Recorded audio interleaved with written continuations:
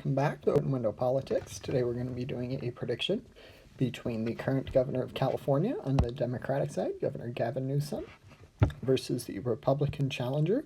In this case, we're going to be going with J.D. Vance, the current Vice President of the United States. So we'll start out in the West and then just move eastward, ending with the Rust Belt. So starting off in Nevada, I think this state will be fairly easy for Democrats to win. They did lose it in 2024. Also, the state has a Republican governor. The midterms this November will give us a better idea of which way the state's leaning on the whole level, as well as many of the other swing states. But for now, I think if the election were to be held today between these two candidates, it would probably be a lean blue victory for Governor Newsom. Next up, we're going to head over to Arizona. This state, I think, would be by a smaller margin. I think it would be a Democratic victory still.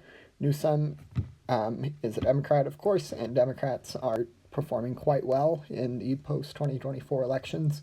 Many of the demographic shifts that helped Trump and Republicans in general in 2024 have since been reversed.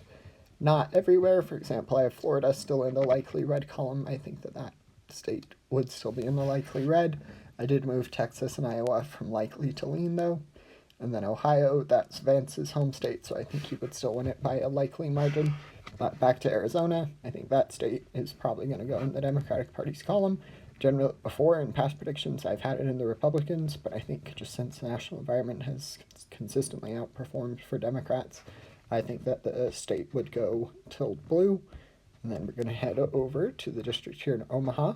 Going to put that into the lean blue rating. This is going to be one electoral college vote. This vote, if Harris was even able to win it, it was kind of the only somewhat competitive race that she won. And I think if Harris can do it in 2024 in an environment that's really bad for Democrats, I think 2028, or if the election were to be held today, could result in a more secured victory in the district there in Omaha.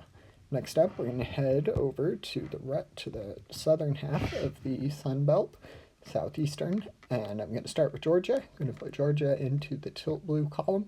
I think Newsom will probably be able to win this state. In the long run, I think Georgia is going to become more and more Democratic friendly. It voted for Biden in 2020. It was the closest state of the swing states. It was the closest of any state. And similarly to the state of Nevada, there's going to be a Senate, there's going to be midterms, in this case a Senate election, as well as a governor election. That will give us an idea if Democrats really have a chance at winning on the statewide level. On the presidential level, that is, definitely a different election, so different turnout. Still Democratic victory there in the state of Georgia. And then J.D. Vance is going to be getting his first bit of good news. That's going to come from the state of North Carolina. North Carolina generally votes red on the presidential level. Hasn't voted blue since 2008 when Obama won it. And I don't think now is quite as good an environment as 2008 was for Democrats. But that's going to be the call there in North Carolina. And then we have the Rust Belt, so I'll start out with Wisconsin. I'm going to put Wisconsin into the lean blue margin. With that brings Newsom to 269, one vote shy.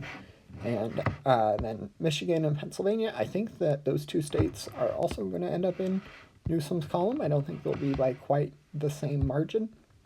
So I'll do a tilt for both, ultimately ending up Newsom at 303 electoral college votes to J.D. Vance's 235. Don't forget to like and subscribe. Thanks. Bye.